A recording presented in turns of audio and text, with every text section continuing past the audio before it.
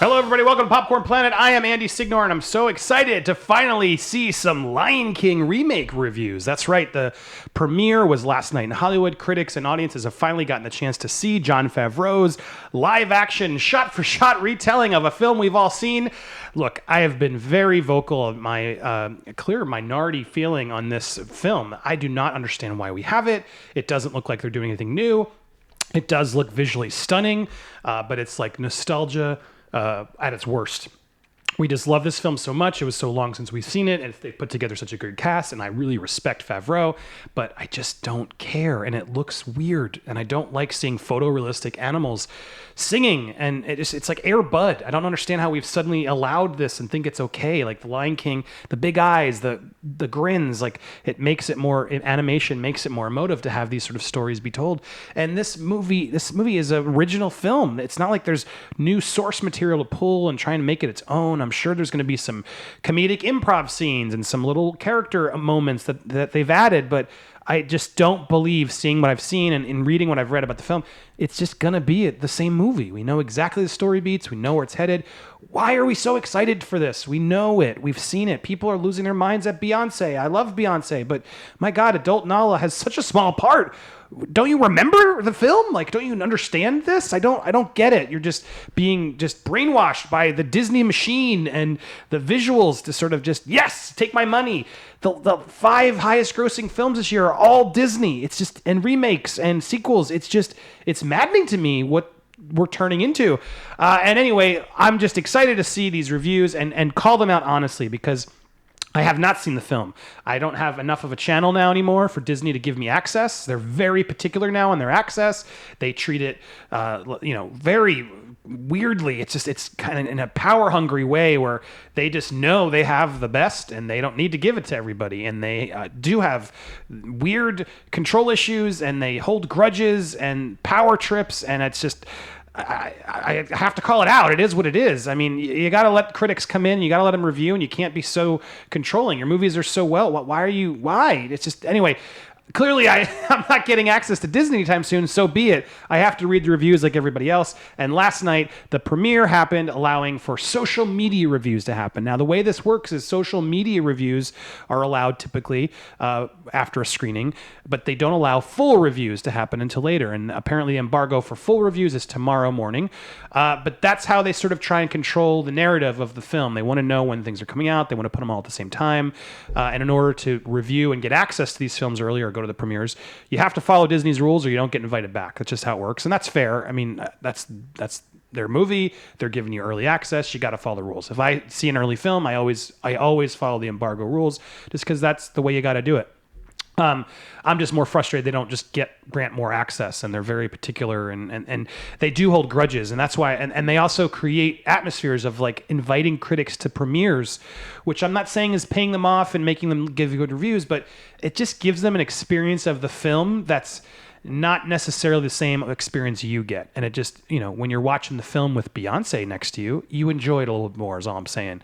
And so sometimes some of these bigger critics who get access are going to review the movie a little more kindly because they want to keep getting access. And I can't blame them. They shouldn't be critics, and a lot of these aren't critics. These are just influencers and people who are getting in. That's the other thing that's frustrating now, is this blurred line of who is a critic. I'm not really a critic. A critic is someone who dedicatedly, that's all they do is review movies. But nowadays, social media influencers are critics. And anyway, let's go check out our new social media influencers and their reactions to last night's screening. I have not really looked at these, so I'm excited to see. Here we go. Let's start with Mike Ryan. Holy smokes, I really love The Lion King. I think it's the most beautiful effects movie I've ever seen. I like next level. The game has changed kind of thing. For the record, I'm agnostic on the original movie and have zero nostalgia for it. Anyway, the movie hooked me. Or I'm just, what? How do you not have... I mean, I guess he's really young and didn't like the movie. Okay, well, interesting. Alicia Grasso, Lion King is a dazzler. Gorgeous score, spot-on voice acting, and mostly, these visuals. Okay, she's clearly holding back on something. Okay, well, here's a follow-up. That being said, The Lion King does illustrate the limitations of projecting human emotions onto photorealistic animals that can't convey human expression. More in my review, and the embargo lifts. Okay, they're good for her to actually reveal some more truth. That is exactly what I think a lot of us are worried about. Jenna Bush, that just saw Lion King, and it was absolutely breathtaking. The music, the visuals, the voice acting, whatever your feelings are on Disney remakes, this one will blow you away. That's awfully presumptuous of you, Jenna, and I don't agree with that. She's being very, very happy. That one just feels like, gotta help Disney, keep my job going. Sorry, calling it is what it is. Eric Davis. I like Eric Davis, but Eric Davis typically doesn't want to piss off a studio. He works for Fandango, and he's got to please all studios when you work at Fandango. But here we go, Eric's review. I do respect him. He usually is one of those guys who he's got nothing nice to say. He doesn't say it. Eric Davis says, visually immaculate and a game changer to visual effects. It's absolutely stunning in every way. The music shines. Glover and Beyonce take it to another level. The performances are great. Timon, Pumbaa, and Scar steal many scenes, and the emotions are high. Truly great. Very safe review. He's calling out the visuals. Obviously, we know the music is going to be good. And he's saying it's great. And emotions clearly run high. Hello, Mufasa dies. We know this. This isn't a twist. Jeez. Chris E. Hayner says, I just got out of The Lion King and really dug it. My fear was realistic animals wouldn't have the charisma of the cartoons, but they're very good. Timon and Pumbaa steal the show. Some of the song choreography arrangements don't work as well as the original, but still really fun flick. I mean, that's not good. The song choreography arrangements don't work. I mean, probably because they're real animals and it's like Air Bud throwing a basketball in. It just doesn't make sense. Anyway, I digress. Look at these dead eyes. Look at these dead eyes. Yeah, look, I'm not excited for this film. This film is angers me. It's like, why? Why are we making this film? Why are you excited for this film? Okay, Jon Favreau is great. Wouldn't you rather see him tell an original story, or even just another Iron Man movie? I don't get it. Do the Black Cauldron. Do like a deeper Disney flick that we don't even really remember or deserves another treatment. Why The Lion King? It's not even like I'm not like, oh, don't touch my childhood. Just like, well, we know this. And The Lion King was a good film. Anyway, Brandon Davis. Lion King is visually and emotionally astounding. I've never seen anything like that on the animation level. It's beautiful. Okay, everyone's repeating the same thread. Seth Rogen and Billy Eichner really steal the show. I believe that. I believe there's a lot of comedic elements that they're going to be hilarious in. They're very funny actors. They're going to ad-lib. They're going to make more scenes. It's going to seem new and funny. That I believe. I'm okay looking forward to that. Anyway, Chiwetel Ejiofor is brilliant as Scar and so much fun. Great movie. Okay. The Lion King is a landmark visual experience. I've never seen anything like it. And I think it's going to change how we look at movies forever. Probably a fair statement. As an emotional experience, though, I'll put it this way. It really turns out lions can't really emote. There it is. That's the biggest fear, and I think that's the biggest fear Disney has had, because if you really watch the trailers, they're not showing you them singing and talking a lot. They're doing a lot of voiceover, and they're trying to walk through this idea that, oh, they don't really talk that much. And that's telling to me. They're afraid of something. And these embargoes, typically when Disney really likes a movie, they let it all out. When there's weird embargoes and they're waiting, it's closer to release. Always warning signs to keep that in mind when you're watching a film, or reading reviews rather. Yes, Beyonce is good in The Lion King, really good. Nala's role is indeed bigger, okay, and Bae suits it perfectly. There's a moment when she tells Simba he's disappointed her, and reader, the way Bae bit the tea and the word chilled me and thrilled me. The movie, well, okay, yeah. He's basically admitting, likes Beyonce, likes the music, visually stunning, but lacking in the rest. Interesting. The attention to detail by Jon Favreau and the VFX team on The Lion King is just incredible. Beyonce, incredible. Oh, beyond incredible. It looks real so often. Okay, great. That means we're watching a nature documentary. We could have watched Disney nature films instead, and they would have been real animals. Real animals would have been able to tell a story instead of these fake CGI ones. Beatrice Verhoeven says, oh man, Lion King delivers. It's a visual masterpiece that will leave you smiling, crying the whole time. It's a true testament to the lasting effect Disney movies have on all generations. Timon and Pumbaa steal the show. And Beyonce! I've met Beatrice, very nice person, but I don't believe she's a critic. So she's a reporter. But she liked it. Misha Burton, Lion King was more than anything I could ever wanted. It was beautifully animated, paid the highest of honors to the original, and was packed with modern humor. Trying to avoid a cough. Seriously, see The Lion King, please. It's a piece of art. Dennis from Collider. The Lion King combines gorgeously realistic CG with heart, humor, and the same story beats of the original. It also captures the same magical feeling of the animated movie and remains faithful to its spirit. Most of the voice acting works well, and the music once again stands out. Very safe review from Dennis. That's pretty much what I'd expect, but also not really positive. It's the same beats as the original. Some of the voice act, most of it works. Music stands out. Again, he does not seem very excited. Then again, he never really does. Terry Schwartz just walked out of The Lion King. Overriding reaction: Simba is so cute. But really, if you're hoping this will be a near exact adaptation of the animated movie with some absolutely jaw-dropping visual effects, you'll get what you're looking for. Who's looking for that? I don't understand why we would be looking for that. Is that really what we're looking for? Is just rehash and see movies we've already seen again, but visually better? That's exactly the problem with this film. And I'm seeing it through, reading through a lot of these reviews and getting it clearly. That's what the problem is. Terry continues to go on. There's a, what'd you say? I don't know why I lost my place.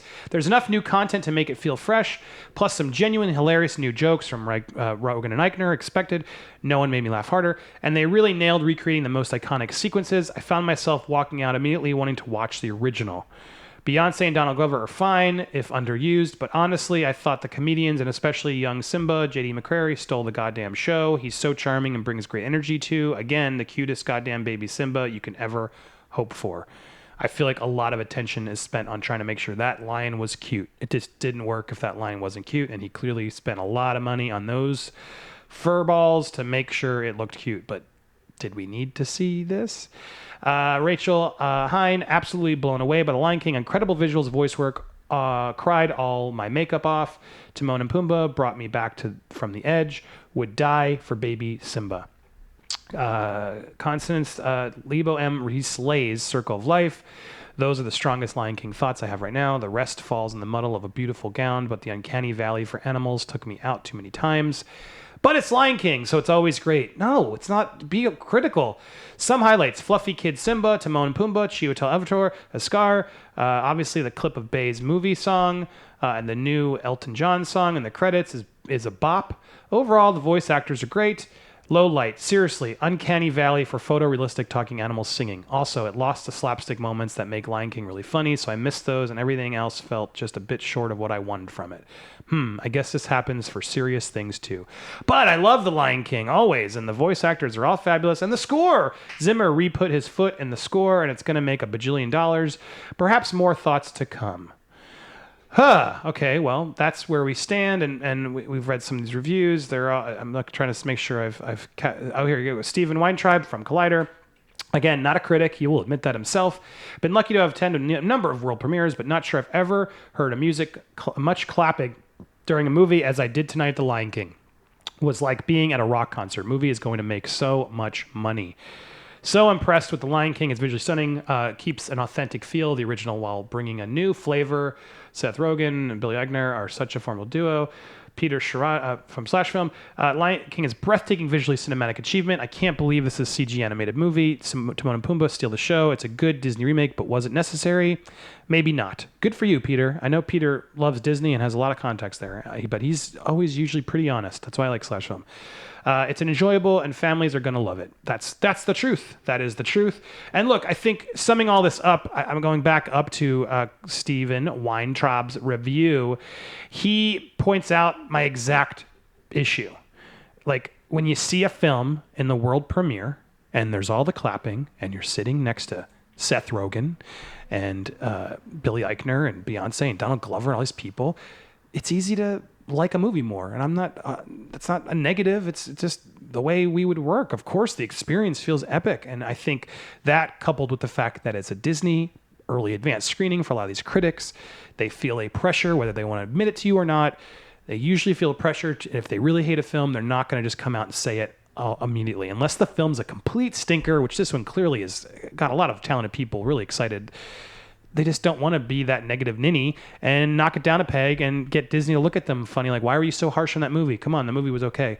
It's just a whole game is what I'm getting at. And as I read these reviews, it's only reaffirming what I believe will be true, and we will see soon enough when the film opens up.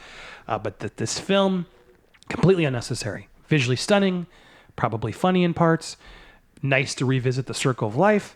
But why do we need it? Why are you excited for it? Can we knock Disney down just a peg this time and try and show them they need to do more than just recreate the film? Like, why do we need to go give them all of our money? We've given them a lot of money this year. Come on with me, people. Like, wait a week. Just wait a week. See what happens. We've seen it. You can wait another week. God, sit with me, man. Just try. Like, let's use this as a sign to be like, you know what? Let's just hold off and see if we really need to see it opening weekend. God, you have any idea if enough people did that, what Disney would do? They would shit a brick, man. And it might force them to really reevaluate, okay, well, we can't just keep regurgitating all the same stuff. Let's figure out a new Lion King. Let's put all that money into a new creator, a new writer, a new idea that can become its own future franchise and can be remade in another 20 years. Come on, Disney. Let's do it. Again, I haven't seen the film. Those are what I expect, I will say. Of course, I will watch the film and review it for you when I can. But that's my thoughts. What do you think? Do you think these reviews get you nervous? Do you think you're more excited? Do you just not care either way? Tell me all your thoughts in the comments down below. Do you want more of these honest reviews where I call out the critics and what really I think's going down? Again, react down below for me.